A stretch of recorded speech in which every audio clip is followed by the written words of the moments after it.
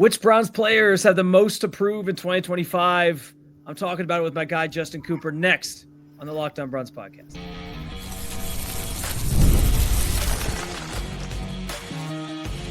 You are Locked On Browns, your daily Cleveland Browns podcast.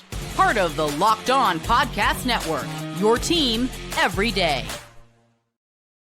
What's up, Dog Pound? I'm Spencer German, your host of the Locked On Browns podcast, proudly covering your Cleveland Browns each and every single day in the land and on the road. Justin Cooper, my guy over at ESPN Cleveland, joins the show. We break down the latest with the Browns. We'll talk quarterbacks. We'll talk about players with the most to prove. We'll talk about Saturday's preseason game. First, though, I do want to thank you for being an everydayer at the Locked On Browns podcast, making us your first listen every single day. Remember, you can find Cleveland Browns content with Locked On Browns every week, Monday through Friday, guaranteed, with bonus content on some weekends as well. I want to make sure you hit that subscribe button wherever it is that you listen to your podcast and at the Locked On Browns YouTube channel so you get involved in the show by sharing your thoughts on anything we discussed today in the comments section. This is your team, and I want you to be part of that conversation every single day. Justin, pleasure to have you on, my friend. I know we've been talking about doing this. I'm glad we get a chance to sort of collab a little bit on this. I know we got a lot to talk about when it comes to the Browns. Honestly, it's something that is way overdue for us. I mean, we talk about it every day, so now it's nice to actually get up onto Locked On and talk about it. I want to start. I feel like anytime I have a guest on, it's the natural starting place is to talk about this quarterback situation, especially while it still hasn't been carved down yet, and it's still the four guys. Because everyone kind of has a different opinion on, in some respects, of like what this room should look like, what the order should be. Right. So I guess I'll start there with you.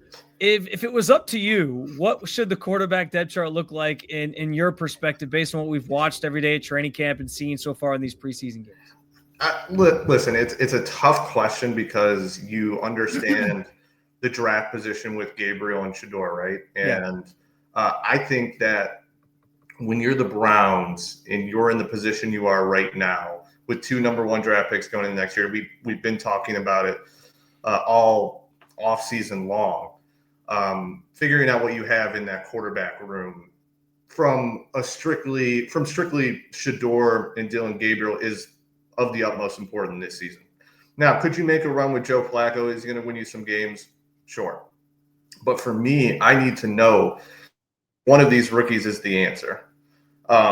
And I know that's a popular opinion that's going around, that you need to find out what you have in these guys. So for me, you went into this, if it's a true quarterback competition, Spence, from what me and you have seen, the gap isn't so wide between Shedeur and Joe Flacco where I'd be not comfortable starting Shedeur. Now, I understand that you drafted him in the 5th round. You drafted Gabriel ahead of him. But Shedeur has just made NFL throws. He's from rookie minicamp on. I was there. You were there as well.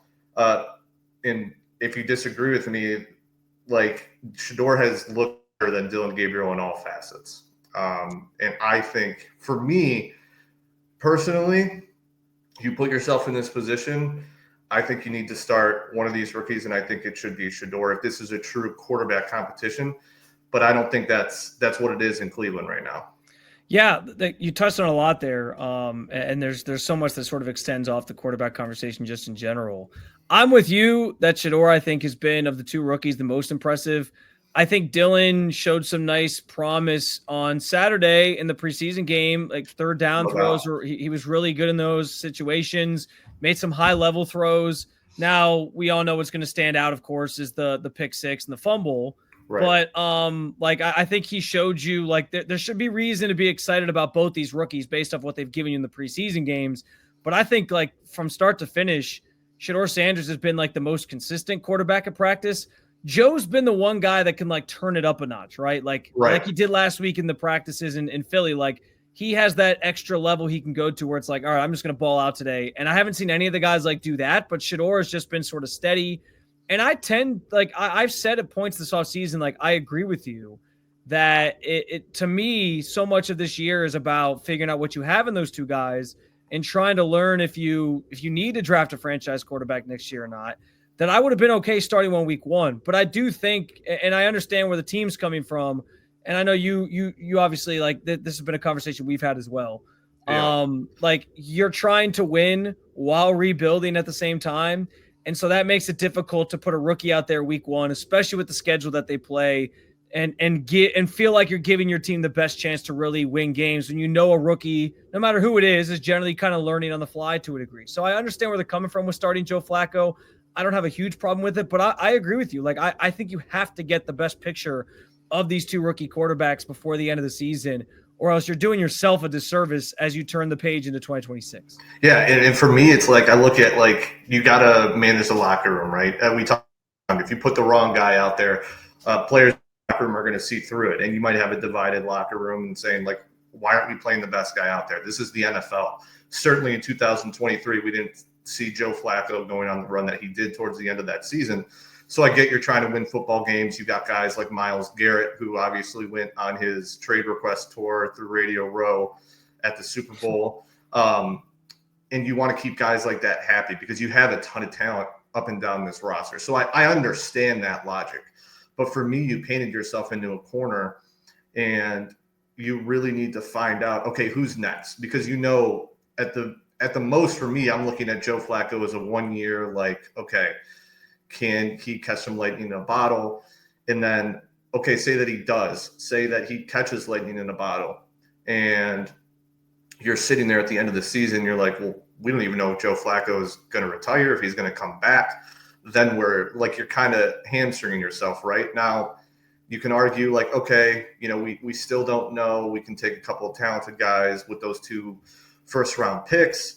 And then, maybe wait another year out to see if Arch Manning comes out. Now, he hasn't made a decision whether or not he's going to come out next year or the year after that, despite misreports from his grandfather, it seems. But I just think, like, for me, like the cards are on the table in terms of this team needs to find a franchise. We've been saying it since, it's well documented. All the names are on that jersey, right? And yeah. I know it's something that Browns fans hate that we keep coming back to, but it is something that, like, listen, you need to find your guy. And when you find your guy, all the other pieces can fall into place. So I think that's more important here is this 2-year plan that you're giving Andrew and Kevin to figure out what the future of this franchise is going to be. Because really, like, if you're Andrew and Kevin, like, your job's relying on it. Yeah. You get a bonus year here. I truly believe that they're getting a bonus here with figuring out some of the quarterback positions and trying to get out from under the Deshaun situation of it all. But you have to use it in the appropriate way. And for me, that is getting the most out of the rookies that you see. Because if you don't play him at all, what if Joe Flacco, wins, 8 games? Or, whatever the case may be. Yeah. And you're sitting there and you're saying, okay, when's the time to bring these guys on to see what we have in them without stirring up the locker room? So it's not like a perfect science where you're like, okay, we're going to play Flacco for 4 games and then we're going to sit him down. Because right. What if he goes 4-0 in those games, Spence? Like, what are you going to do then? I mean, obviously there's worse issues to have, right? Yeah. But well, I think in that scenario, I think Browns fans are probably pretty happy. I think the team's probably pretty happy. Like if Flacco were to somehow lead this team back to the playoffs, the quarterback conundrum sort of becomes secondary to all that because you're busy just enjoying the ride, obviously. Right. The one guy we haven't talked about yet, and I think he has obviously sort of disappeared to the background a little bit here, is Kenny Pickett. And what's interesting about Pickett is we know the team has a deep infatuation with him. They traded for him. He was the first quarterback to come in here between all of the 4 quarterbacks. 100%. And he was the guy that I think were maybe hoping was going to sort of seize the job. The hamstring injury has kind of derailed that for him.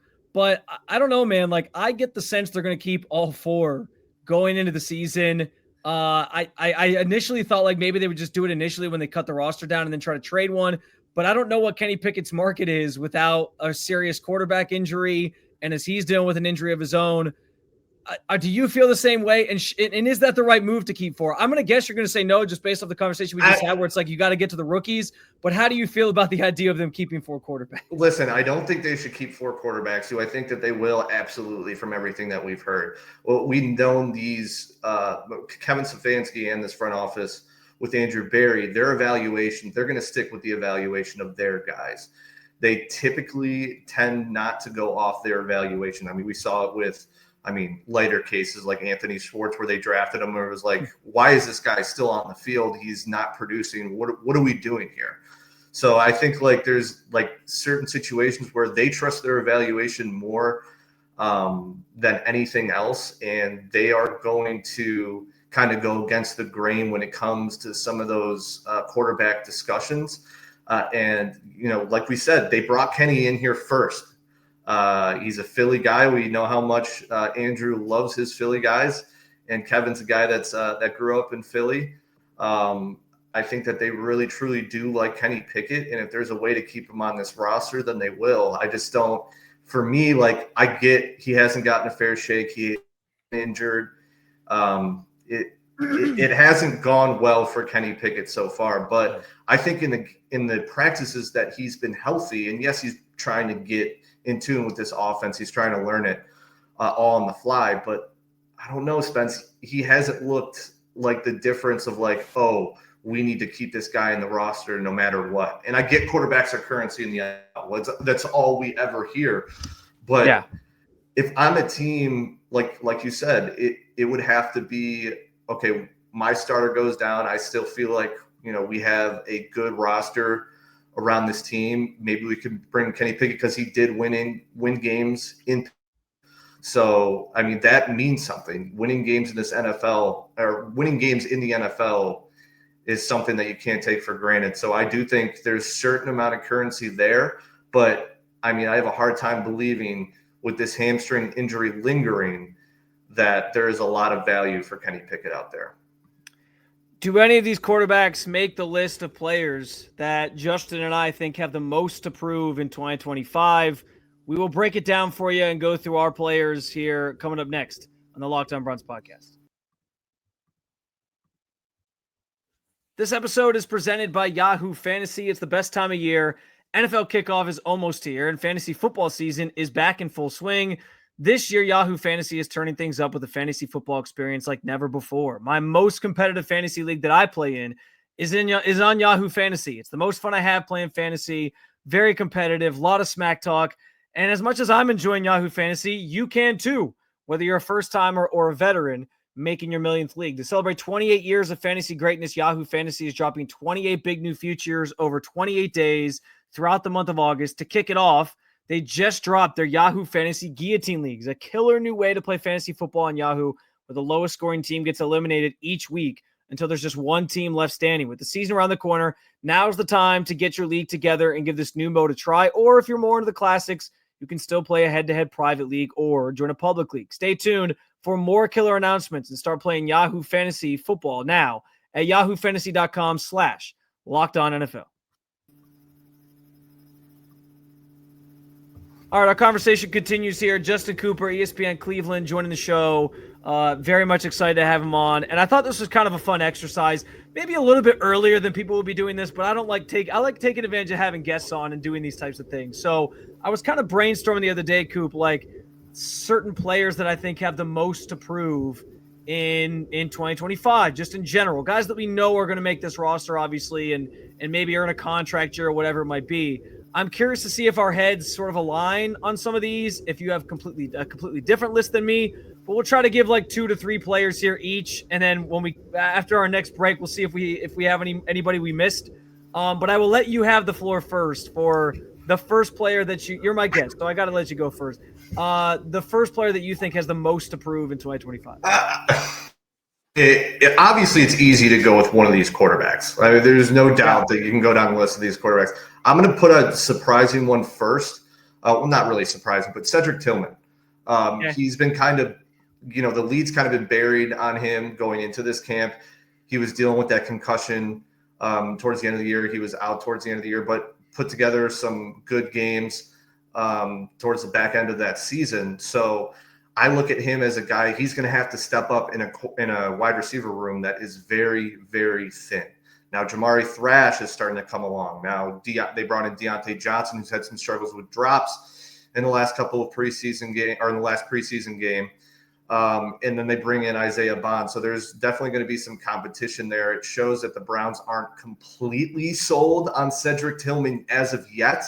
And I think that is a big thing for him to come out this season in this preseason game and really kind of put together images of what he did at the end of last season. Really, I think it's really important for this wide receiver room that he comes along. I love that answer. He was on my list for sure. I think you saw some signs from Cedric last year. Everyone remembers the touchdown catch against the Ravens from Jameis Winston to win that game. That was kind of a magical day just in general. And those were sort of the early stages of like, okay, maybe he's turning the corner. Maybe there's something here. And then we never got to see the rest of it because of that concussion, like you mentioned. And the Browns certainly have high hopes for him. He's been their number 2 wide receiver throughout camp, throughout the preseason, even dating back to the spring. They've talked about how, he has a lot more on his shoulders this year. So we'll see. But I agree. He certainly should make this list. I'm going to stay on the offensive side, and I'm looking at Dawand Jones as a guy that has a lot to prove. And I think it's on a couple different fronts, Coop, because I think individually, yes, like obviously he's playing a new position. He is trying to stay healthy this year. He's trying to show that like the Browns kind of found this diamond into the rough in a 4th round pick that they're maybe going to turn into something. And that's the second part of this for me is part of the reason why he has a lot to prove is the Browns didn't really address the left tackle spot this offseason. And they did sign Cornelius Lucas, but I think they always kind of viewed him as like a backup swing tackle kind of role. And that's what he's probably going to play. But they didn't, use a draft pick on a guy. They didn't go in free agency and sign some big name free agent or anything. They sort of stuck to, here's the group we have. We're going to try something here with Dawand Jones and move him over to the left side and see if they can kind of piecemeal this thing together for the offensive line for a year while they still have a lot of these veterans, Jack Conklin, Joe Bitonio, etc. And I understand what they're trying to do. The offensive line right now kind of is that definition of trying to win while rebuild that we sort of alluded to in the first segment. But listen, if Dawand Jones pans out, whether it's on the left side or they at least show like, hey, he can be a solid tackle in this league and he can stay healthy and we can move him back to the right side, you at least know you have a foundational piece to your offensive line moving forward. And that's huge for the Browns because I think they're looking at this offensive line right now and realizing a lot of these guys are getting up there in age. A lot of these guys are getting to the last year of their contracts. I think 3 of the – actually, Ethan Posick might have a year left after this, but I think he might be the only one. I know Conklin's in his last year. Bitonio's in his last year. I'm pretty sure Wyatt Teller's in his last year. So, like, they're looking at it and realizing there's not a lot like that could be a group that they're completely overhauling pretty soon. And if they know, hey, we can find a spot for Dawand Jones somewhere, that's good news for them. They know they have somebody that they can kind of slot in next year. So we'll see if that actually comes to fruition. But yeah, I think Dawand is up there in terms of players that have a lot to prove this year for sure. Yeah, I think too, like he's looked really good. Like he's slimmed down a bunch since he's gotten back. He before getting injured was taking that, left tackle position and really making it his own. And I just think that, he is someone that there's a ton of untapped potential there. The length that he has, you saw what he did against TJ Watt in Pittsburgh, being able to kind of keep him at bay early on in the season, in his rookie season. So there's a bunch of potential there. It's just, can he sustain it for a full season? Can he stay healthy enough? I think the tools are there, but like, as you said, there is a lot of questions on this offensive line. Wyatt Teller and Joe Bitonio did not play their best last season. No. And I know there was a lot of operational issues and a lot of, quarterback issues that went into that, but they certainly did not play at the Pro Bowl level that both of them are capable of. So I think I definitely had him on my list best.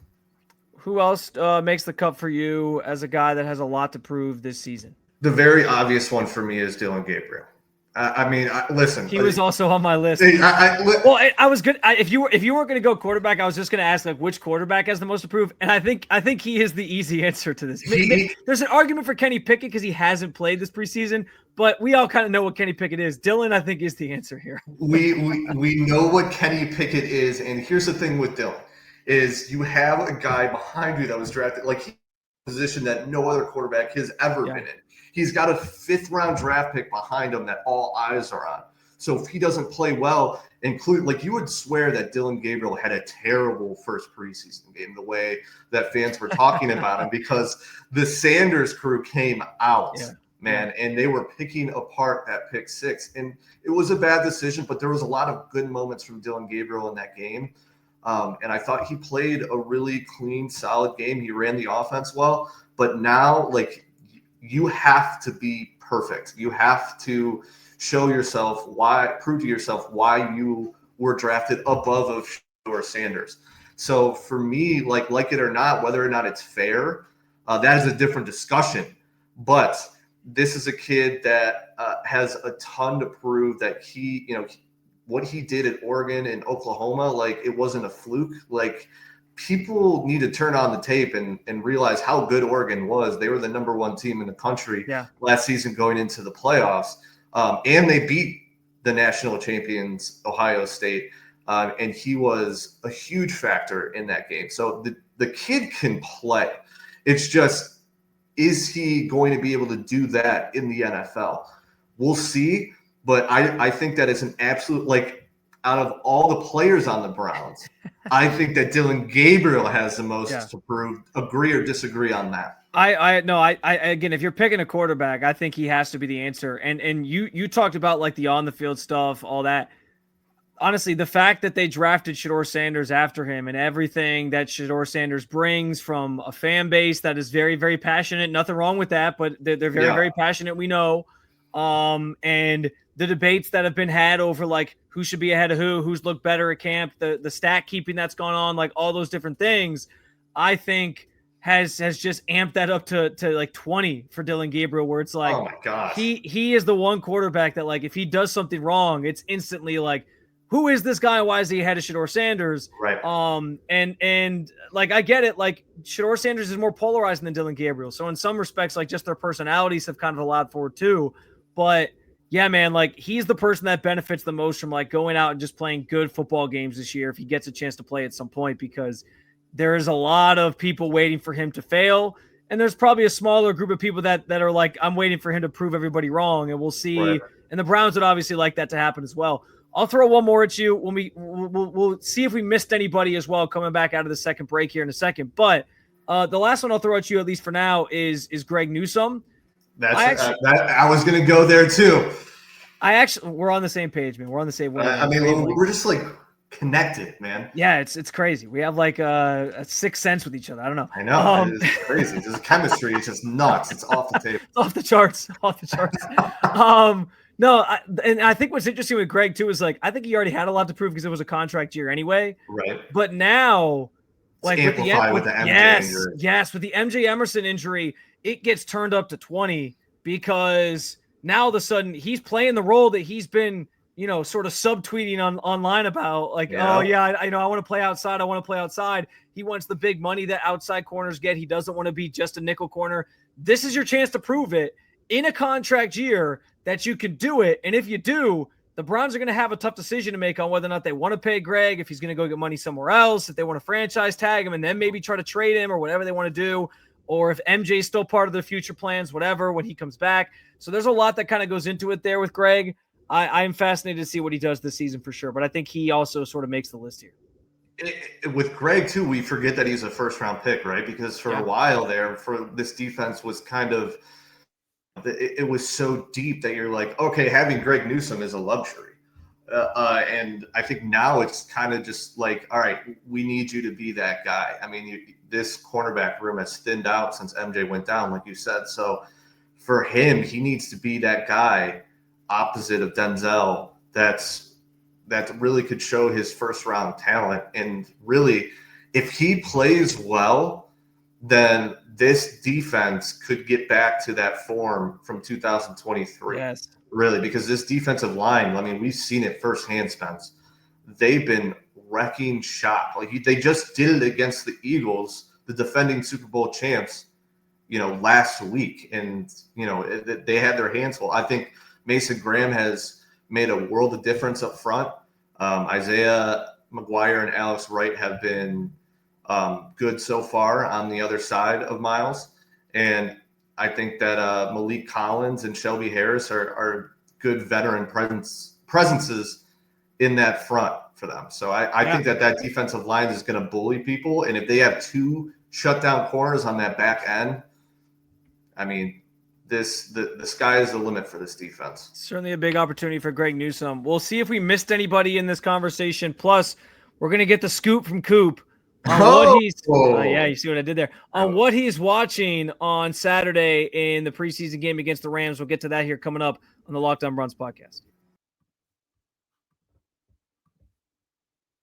These days, this episode is brought to you by BetterHelp. These days, it feels like there's advice for everything: cold plunges, gratitude journals, screen detoxes. But how do you know what actually works for you? With so much information online about mental health and wellness, it can be overwhelming to figure out what's true and what will actually help you. That's where talking to a licensed therapist through BetterHelp can make all the difference. You get real personalized guidance instead of just guessing based off of something that you saw on social media or online. With over 30,000 therapists, BetterHelp is the world's largest online therapy platform, serving more than 5 million people. And it's easy to fit into your schedule. Just click to connect, and you can even switch therapists at any time as you need. Talk it out with BetterHelp. Our listeners here at Locked On get 10% off their first month at betterhelp.com/lockedon. That's BetterHelp, HELP.com/lockedon. All right, final segment here with Justin Cooper. Certainly won't be the last time we have Justin Cooper on. Is there anybody you think we missed, Justin, in our conversation about guys that have a lot to prove? Maybe there's some guys that are like a tier down from the ones that we mentioned, because I do think the ones we mentioned are like the top tier guys.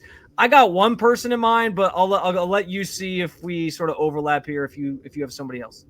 Well, it sounds from all the reports that we're getting that the Quinshon Judkins situation is far from being resolved. Yes. So this running back room is really going to rely on the leadership of Jerome Ford, at least early on.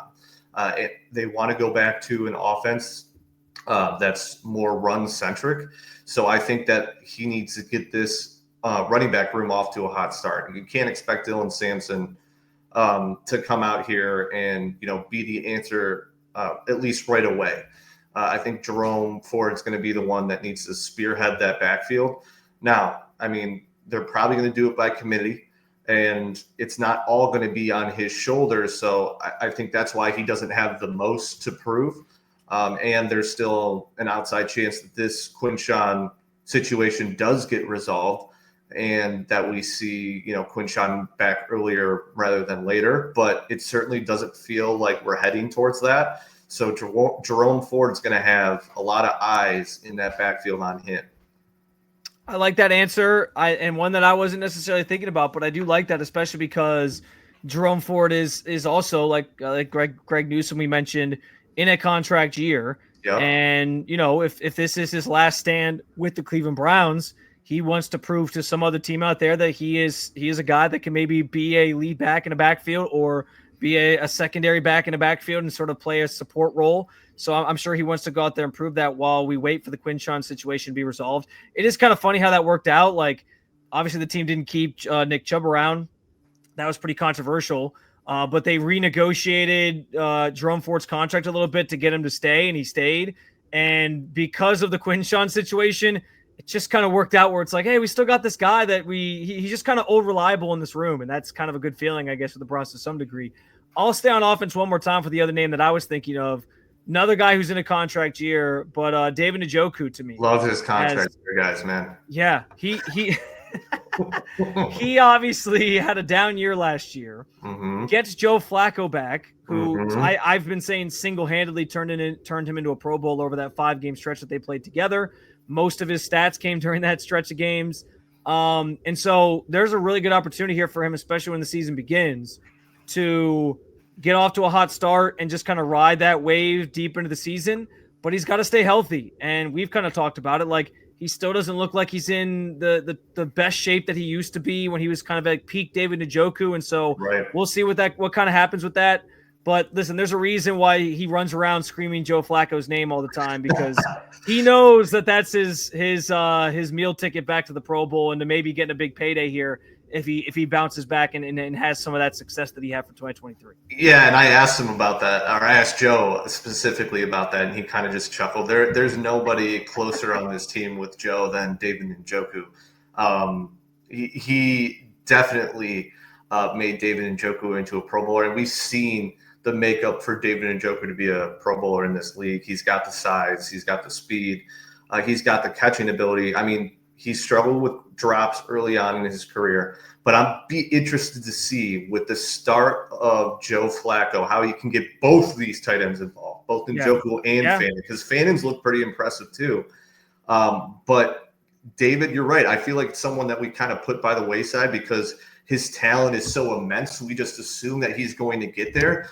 But this is a guy that isn't, he's not a rookie anymore. Like he's not that he needs to take his game to the next level with so many great tight ends in this league that provide safety blankets for their quarterbacks. He needs to be that guy for Joe Flacco. And I think that he's super excited that Joe's the quarterback because he feels like he can be that and can take his game to the next level. I mean, we're talking about a guy that I don't believe he's ever had 1,000 yards in a season. No. Because he can't at the back end of that year with Joe Flacco. I mean, he wasn't getting up to 1,000 yards and he's had trouble staying healthy. So I think he's one of those guys that like the makeup is there for him to be, not one of the best, but the best tight end in this league. Like it really is. And I just think it's up to him to get to that point. And he's just got to stay on the field and prove it. I love that take. Yeah, you mentioned Harold Fannin. He's been heavily involved in the offense this offseason already. And so I'm excited to see how they use both those guys. We know Kevin Stefanski loves 12 personnel. Also, I was just going to say, it is funny that David Njoku and Joe Flacco are like so tight because they are like so polar opposites. Joe Flacco was so mild-mannered. And then David Njoku was just like off the rails at times, unhinged. It's the funniest thing ever. But hey, you need that. You need that little yin and yang, right? Sometimes opposites attract, right? Exactly. I'll get us out of here with this, Coop. I use this platform all the time to talk about things that I'm watching or whatever. So I'll let you sort of have the floor here to just share some thoughts on what you're going to be paying attention to on Saturday. I'm sure the quarterbacks make that list, but what else is kind of at the forefront of your mind as we get the last preseason game in here? We get to see the starters, obviously. And then that turns the page, or we turn the corner rather, into cut down day next Tuesday, which we'll know what the roster is going to look like going into week 1. Well, it's kind of a cop out answer because I'm going to go there. Because listen, there is no, I can't remember a time in my fandom with any team that I've known a quarterback or a preseason being so highly touted than it is in Cleveland. I've never seen this happen in the preseason. Literally when you're like, okay, starters are out. I'm going to shut this game off. I'm going to go to bed. But no, if Joe Flacco goes out, then I need to see what Dillon Gabriel is. Yeah. When Dillon Gabriel sits down, okay, it's my Shedeur time. And I feel like we've been kind of robbed from that from the first couple of games because Shedeur was the only one to start the first preseason game. And we were looking forward to him going up against Gabriel. It didn't happen because of the hamstring.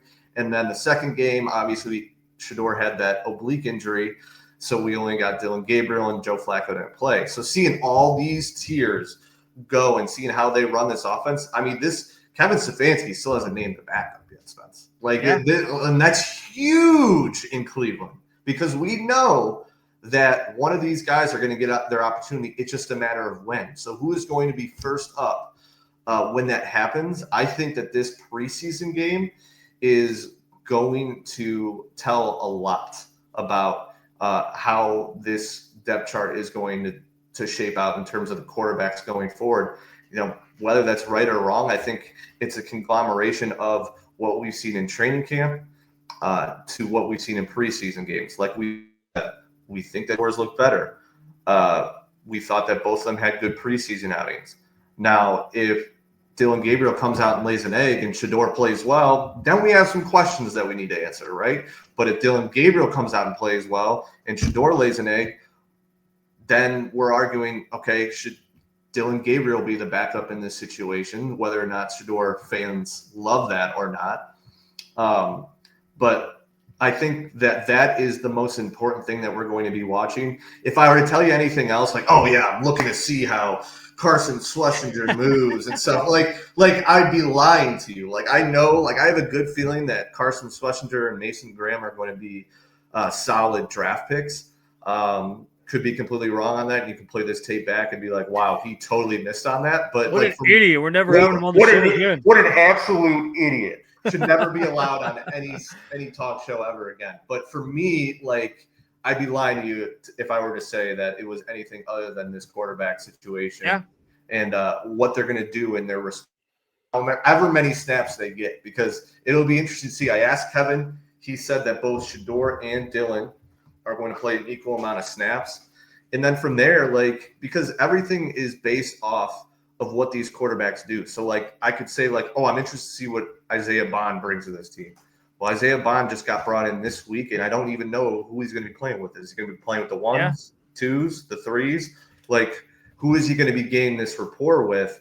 So everything kind of hinges on the quarterback competition. So Cedric, we talked about during the show, it's going to depend on, you know, is Joe Flacco going to be, you know, looking towards him with his second read? Yeah. Or is it going to be someone like Jamari Thrash?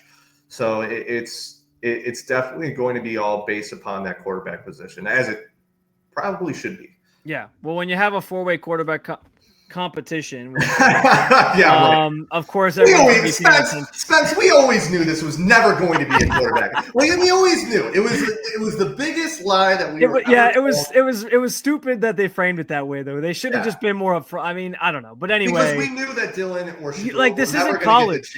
Exactly, it's not college. You don't have to worry about anybody leaving in the transfer portal. Like, you don't have to frame it. It's like, everyone's got a shot. Like, just say, yeah, the veterans are going to have a leg. You know what I mean? I don't know, but.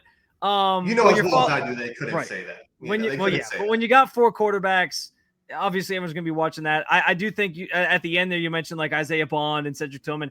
I think that receiver group is worth paying attention to too, just like how these guys do, because I think there's 5 spots accounted for, and I think there's a sort of conglomeration of players that are fighting for that 6th spot if they keep 6, between Deontay Johnson, Gage Larvadan, who's had a really good camp, and a few others. So we'll see what happens, but so name off the 5 for me then. I think the 5 are Jerry Jeudy, Cedric Tillman, Jamari Thrash, who's been awesome this camp, Isaiah Bond, because you signed him to a 3-year deal, you're not cutting him, and then the 5th one is DeAndre Carter because he's your return man, and I think the 6th spot is kind of up for grabs. People forget about him. And like that's where, like, I wanted you to go down it, because people forget about DeAndre. He's going to be important. For the special teams unit. They haven't had a consistent returner, and the ones that they've generally brought in always seem to get hurt. So I think they're certainly planning on keeping him. But anyway, Coop, this was awesome. You know, we'll do it again, man, throughout the season. I'll definitely have to have you back on, unless we find out that take you had was about Carson Schlesinger and Mason Graham was taking. No, I'm kidding. But that's another episode in the books with your Dog Pound. Thank you for joining me and Coop this time, as always, to talk about your favorite football team. Make sure you hit that subscribe button. Make Locked On Browns your first listen every day. For your second listen, check out Locked On Fantasy Football with hosts Vinny Liar and Michelle Madjuke. Listen every day to prep for your fantasy draft to become the most informed manager in your league. Or, as I always like to remind you, you can keep it local. Check out Locked On Cavs or Locked On Guardians. Thank you for being an every day at the Locked On Podcast Network. I'll talk to you again Saturday after the game. See you, Cleveland.